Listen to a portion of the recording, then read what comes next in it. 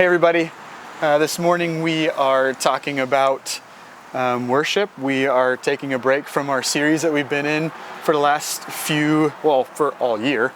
And we're talking about laying a foundation for the rest of this year for Missio. As you know, we know that this season of quarantine, of not being able to meet on Sundays, isn't coming to an end anytime soon. The community center is probably not going to be opening up for the rest of 2020. And so instead of feeling paralyzed by that, we're wanting to help lay a foundation for where we're going with all of the things that make up who we are as a church. And that means talking about Sundays, teaching, worship, talking about Missio communities, talking about how we serve, how we give as individuals and as a church, just to help lay that foundation to say this is where we're heading and it's a good direction and we believe in it and we think that we'll be better on the other end because of the work that we're putting into to kind of rethink some things during this season. And so we're talking about worship this morning, and I'm glad that you are a part of this, Tara, as our worship pastor. You've helped lead Missio in worship for more than 2 years. Before we launched, you were leading, and so I wanted you to give your perspective and your thoughts on a lot of these questions. But the thing that we're wanting to discuss this morning is how we can equip Missio to better worship as individuals and as a community in a dispersed, environment that we find ourselves in 2020. Meaning we're not able to meet together on Sundays the way that we always have, but there are still ways that we can connect to one another. There are still ways that we can worship together.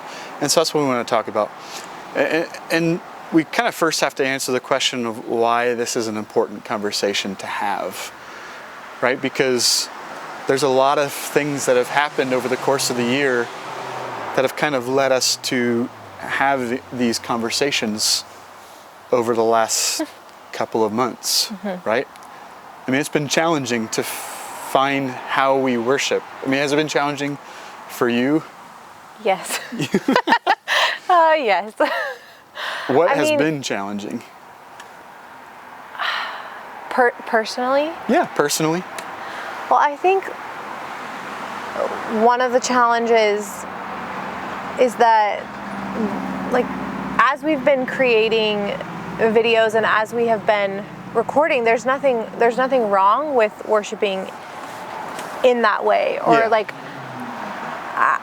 I feel like personally I have had moments as we have been doing the music where it is worship. It feels that it's an expression of worship, but I think it's hard to do that, and then it's like we send it out and Sunday morning happens and just real life, being home with my family and us trying to do church. It's it looks different. Yeah, for sure. Just I think at the beginning it was okay, this is how church is, and we're gonna try to have it be like what it looked like when we were together in the community center. We're gonna have the video on and we're gonna sing along and worship together. And I think over time it just kind of as life and quarantine wears on you, I think it became difficult in the sense of is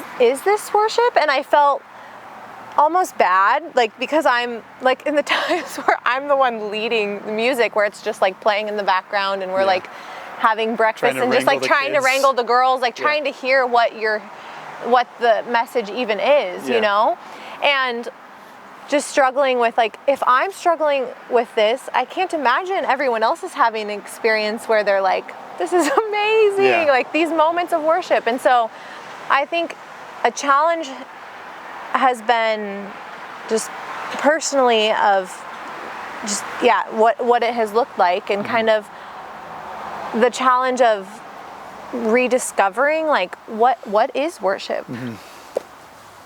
Yeah, and beyond kind of that personal challenge, it's just challenging because I think in part we want to be together, but we can't be together, at least not the same way as before. And so there's some of that frustration that arises, I think, because it's like we're going, worship had always been us showing up on Sunday, for this hour and a half or whatever to sing songs, pray, read scripture, have a teaching, right? And I think that's been one of the pitfalls of how churches have defined worship for so long. It's been a little bit restrictive and a little bit, it just hasn't done a good job of, like you're saying, helping people to really understand worship. And so when that hour-long thing that everyone can count on it every single week is taken away, then it's almost felt like we haven't worshiped for 6 months. Yeah. Because we haven't been together, right? I mean, that's what I've been experiencing. That's what I've felt in part. And so I think that's a big challenge. But I think there are ways that we can be creative. There are ways that we want to be creative with how we think through equipping Missio to better understand how to worship individually, and then to think through how they can worship together. Yeah, because worshiping together, it's like it was clear in my mind of what that looked like, like what Sundays looked like, and now we don't have that in the same way, so it looks different. But when I think about worshiping individually and just digging into that more, I'm excited in that I feel like God has been showing me just how there's so much more to that I haven't understood, and wanting to understand how to dig into that. So how have you personally been able to worship during this time, just on an individual basis for you? Well, one of the ways that comes to mind is when we have been out paddleboarding, honestly. When we have been out on our paddleboard as a family and just being out in the water and just taking in the beauty of it and seeing just God in that, and thanking him for his creation. And I don't think I would have thought of that as worship before. I was like, oh, that's being grateful to the Lord, or that's loving him and appreciating him and thanking him for what he's created. But I had defined worship as here's my box of what goes in worship. And so that has been one way. I think just today, being in our house, and I had a worship song on, I was listening to, and just singing those truths out loud, and taking that in, and just connecting to the Lord in that moment, and just realizing that is worship, and singing his truth. And yes, I don't know. Yeah, that's been another example. Yeah, and that's a great example. And for me, it's been, I really enjoy listening to podcasts and listening to people talk about scripture, and I journal a lot. And those are ways that I connect to the Lord in worship. And I think the point is that as individuals, there's a variety of ways that we connect with the Lord, that we worship the Lord. And there is an impact, though, that happens when we as individuals come together as the people of God to have that fullness of all of these unique ways that we experience God coming together to have this fuller expression of our worship together with God. And that's a beautiful impact that unfortunately is just not there in the same way, right? Because we can't meet together on Sundays in that same way that we used to. I think also with that, when we would meet and we would gather, the way we worshiped, it felt, I don't know. I'm not saying that just at Missio, but it's there's kind of this is the script of how things go. Yeah. And in learning more about what worship looks like individually and what it is as a group, I feel excited that maybe there are other ways that we could be worshiping together beyond what we ever experienced before. Yeah. Yeah, there are. And one way is the liturgy and books of prayer, that people have done for centuries, and there are ways in which we can engage prayer in a liturgical way that actually is very impactful for us on an individual basis, but even in like a church setting or even in a small group setting, the idea of liturgy, of reading prayers, of reading songs, of having this spoken word kind of pouring over us, that the Spirit is working through those things and helping us better experience the presence of God. And so that's one way. Are there other ways that you've been thinking of for how you might see how we can worship better? Like a new way? Yeah.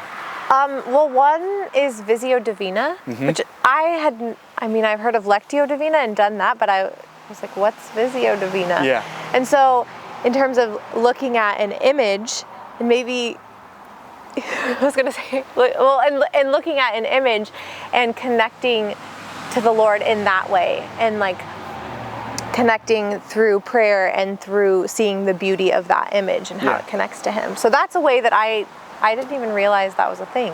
Yeah, and people are visually oriented a lot of times, and I think one of the restricting ways that we've typically defined worship, it doesn't help people explore some of those just natural parts of who they are.